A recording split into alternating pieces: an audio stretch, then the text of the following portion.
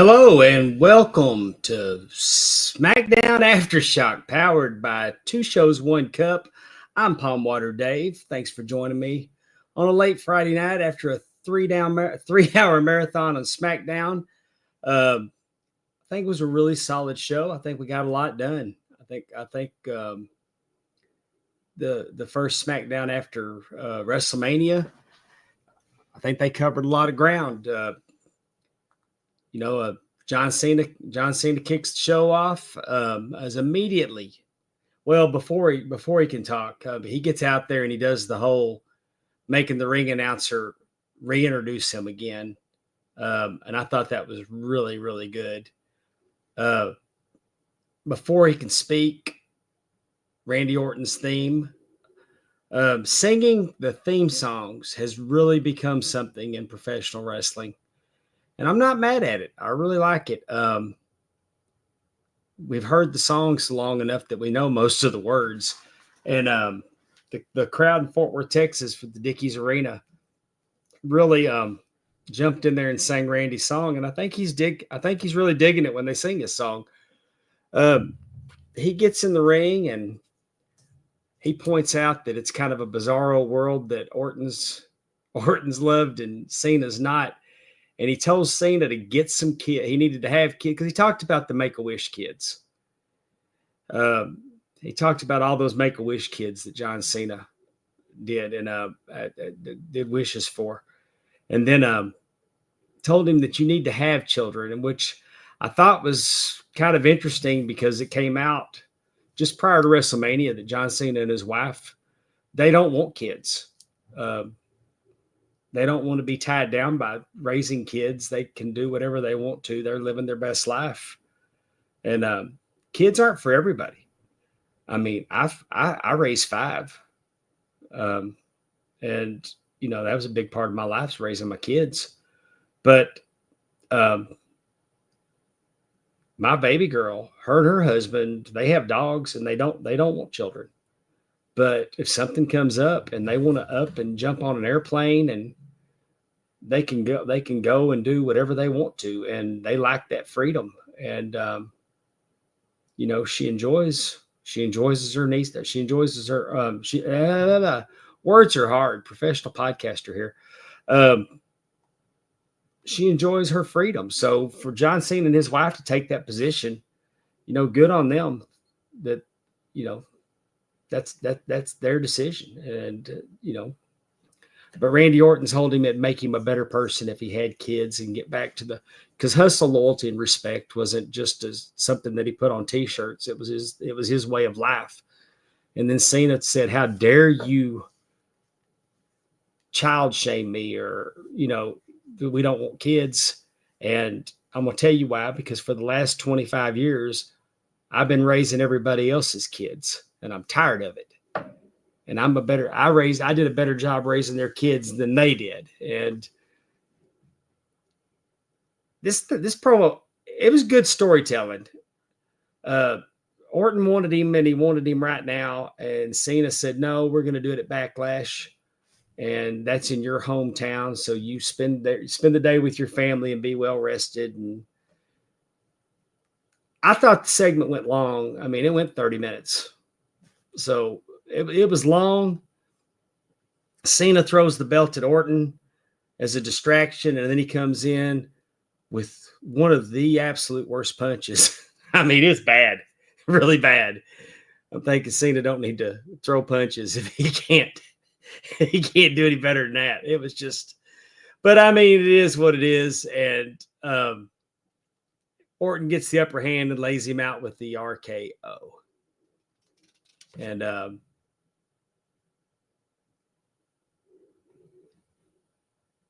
you know, CNC and Orton interact is nothing new. They've been doing it for 25 years. So it's, you know, but it's a neat dynamic with Cena supposed to be the villain. And, you know, there it is. Next up,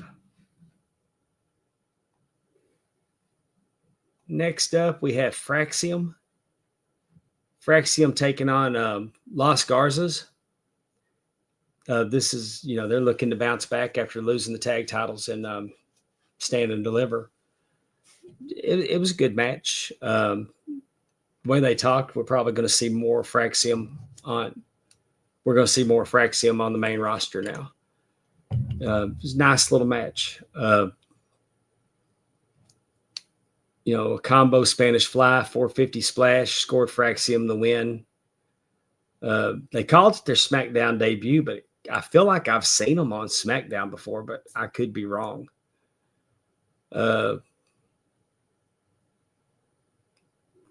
Axiom fell out of the ring when Angel low bridged him, and that it looked pretty bad. I wasn't real sure that he was okay on that.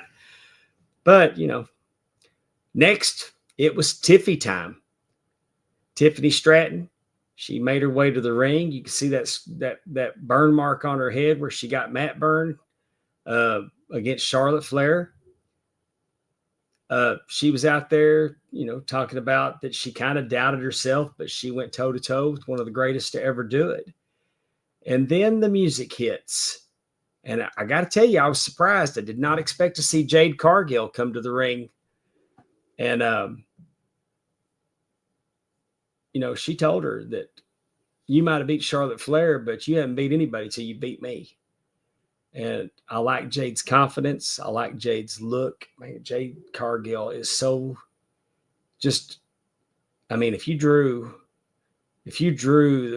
a prototype for a professional wrestler, not just a man or a woman, you would draw Jade Cargill. She's absolutely beautiful, and her body is just, she just looks so powerful. She's cut up, just physical.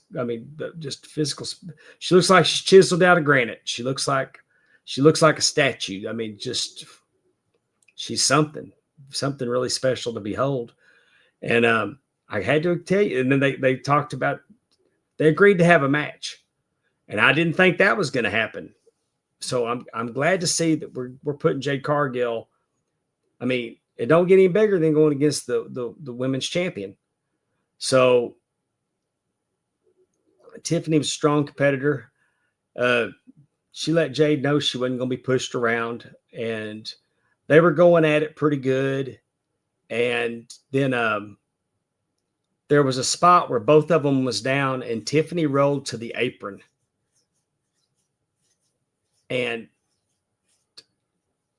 Naomi hits the ring, and she's trying to throw punches that, I don't know if she's trying to do John Cena a favor, because her punches didn't look that great either. But then it got more into a brawl. She was wearing her out, and I don't know. It was a good out. They just did this the other night. They did the same thing the other night with Stephanie Vacour and Io Sky. You had, two big dogs in there going at it, and the interference made a no finish.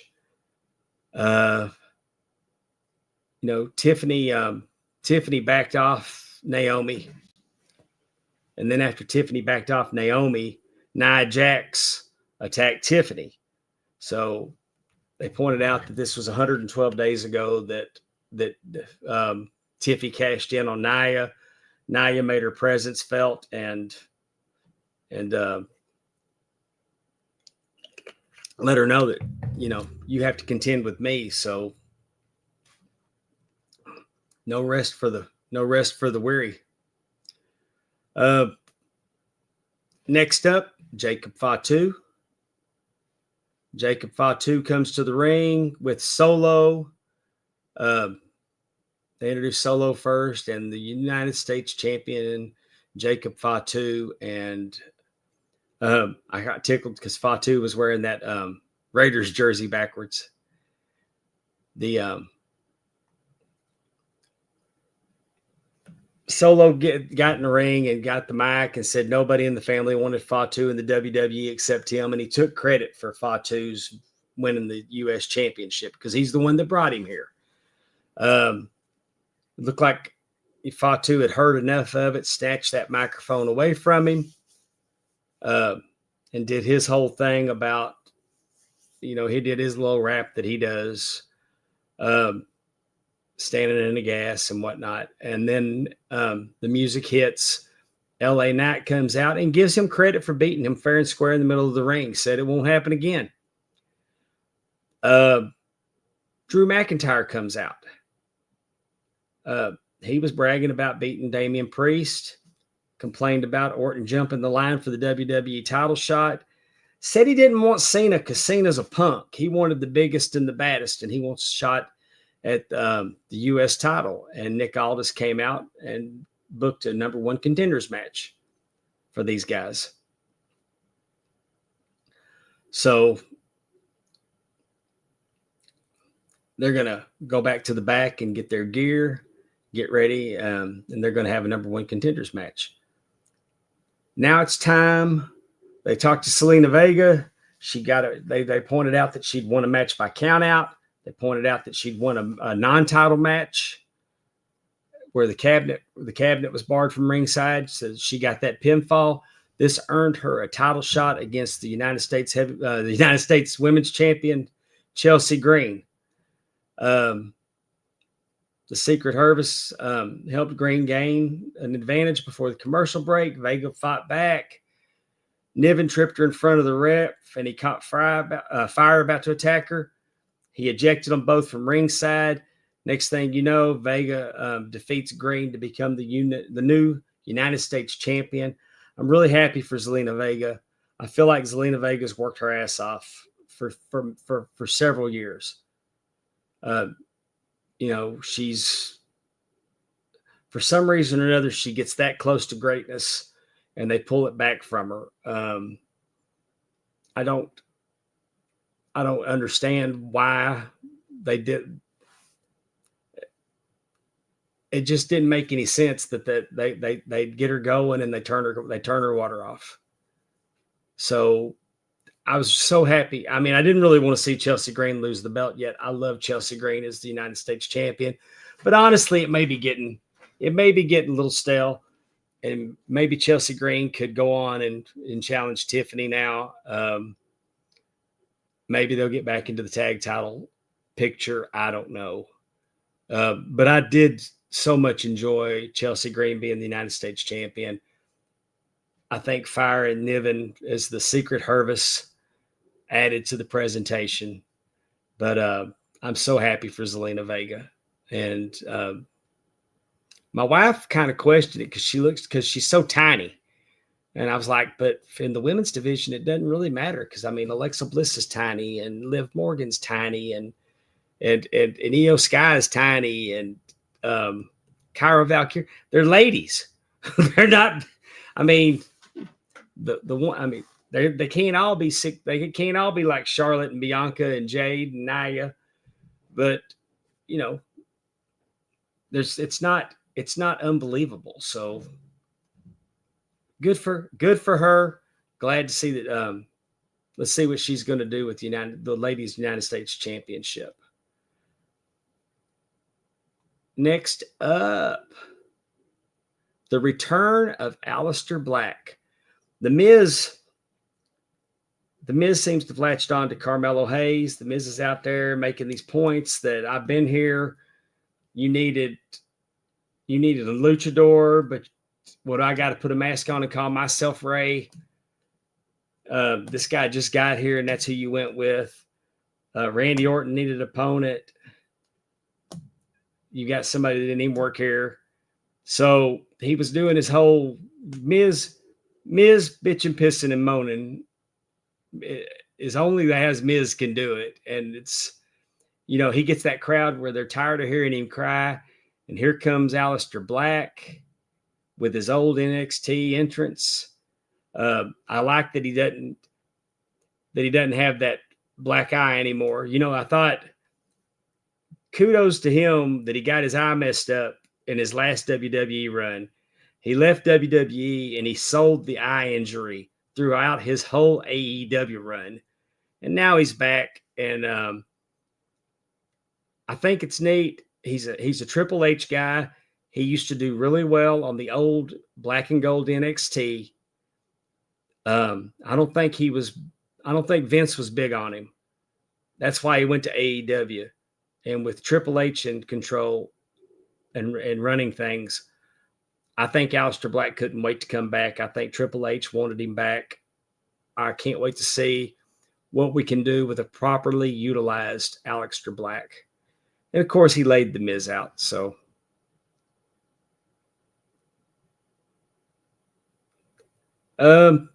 number one contenders match: LA Knight versus Drew McIntyre. They were doing their thing. Solo hit LA Knight with the Samoan spike outside the ring. Drew looked like he didn't want to. He was conflicted. I thought that was because Drew's working heel. He's working heel, but he's kind of a tweener. He hadn't really lost his honor. He's a badass and he's angry. But it looked like he didn't want to take. I mean, he didn't go to cover him with the spike. He did back up, however. And he was going to get ready for the Claymore. That's when Damian Priest shows up, pulls him out, causes the disqualification. But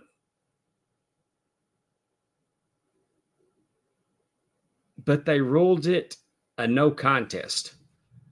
So the outside interference is based on attacking Drew. So I thought Drew should have won. But I guess they're just going to throw it out and, hey, now we're going to get a three-way because why not? I hate three-ways. I don't know why three-ways are no disqualification. I like to have rules in a match. One-on-one matchups are kind of cool occasionally. But, it's kind of the formula. We're going to have our three-way matches.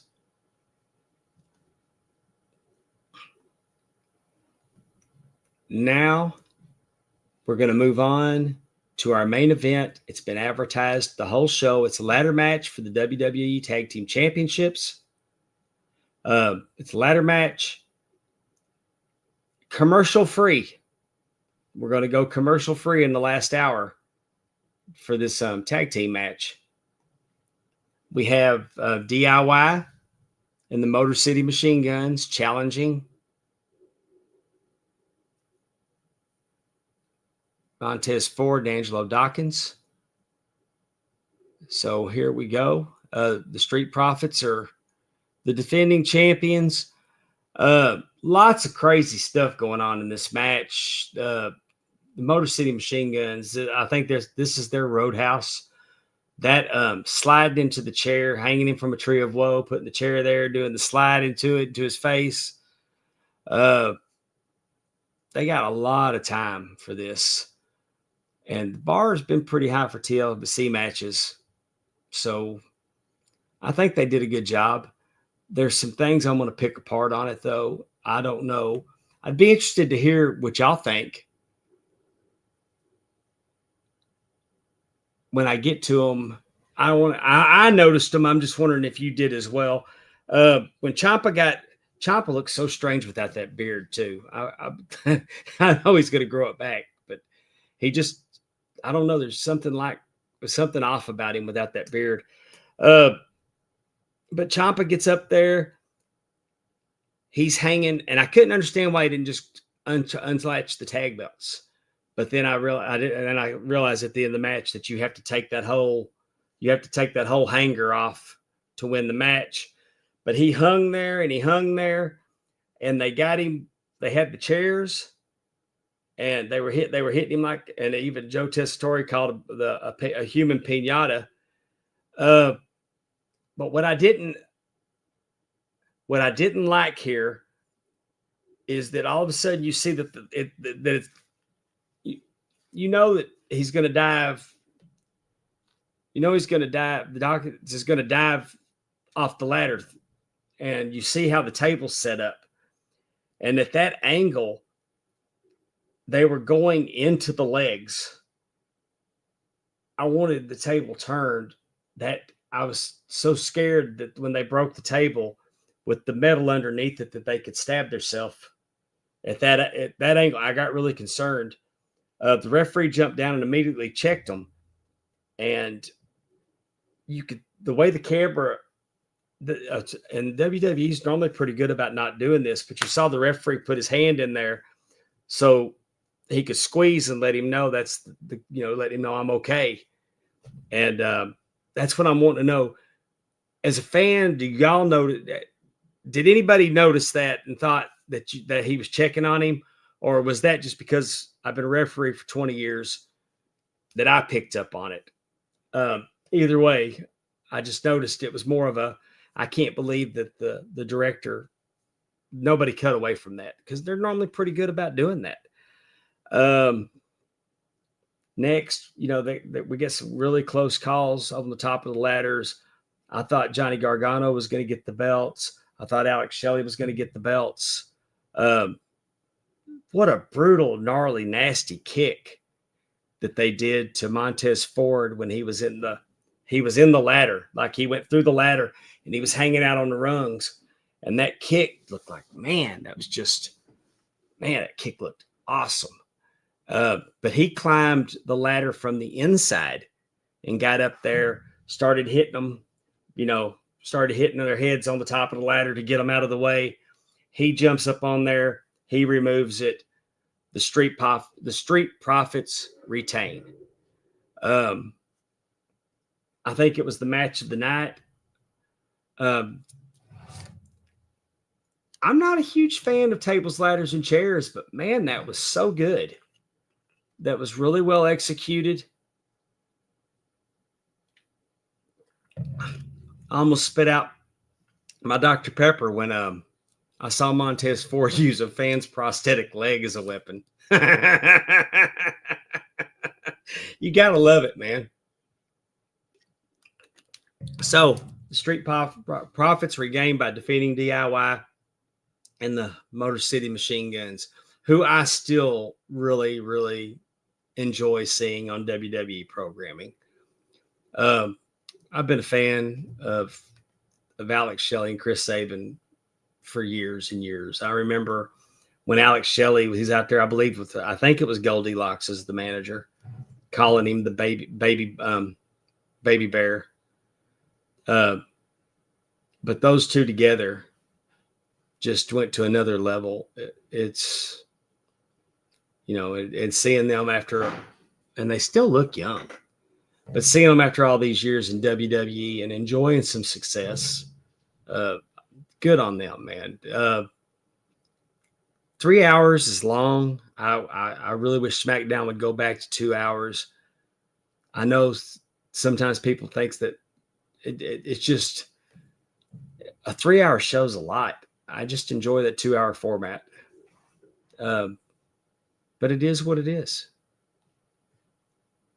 And I'm not going to just keep on going on and rambling. I would like to say on a personal note, today, our channel, Two Shows, One Cup, exceeded 1,000 subscribers. And if you've been a fan of my show, Talking Wrestling with Palm Water and Amy, you know that it doesn't feel like it's been that long since we got to that 300. We got to that 300 subscriber. I've taken chops. I've taken cannonballs. We rapidly got to 500 and then 600, 700. And it's like we went from 700 to 900. And this channel really seems to have been blowing up lately. And I think if you've been a guest on one of the shows, if you watch our show, you participate in our show, you support our show, man, I just want you to know that me and Amy and the boys over at Drunken Pop, thank you so much, because now that we've got over 1,000 subscribers, we feel like getting to 2,000 is just going to be, we're just onward and upward, and we're so super excited to do things like this. You know, I was just sitting in there and I'm like, hey, I'm gonna go live and talk about SmackDown tonight. And I want to thank you for joining me. And I'll see you this Tuesday at 6 p.m. Central for Talking Wrestling with Palm Water and Amy. But thank you for joining me on this first SmackDown Aftershock, and we're going to come up with something cute and maybe do it after Raw Monday night. Anyway, good night, everybody. Thank you for joining me.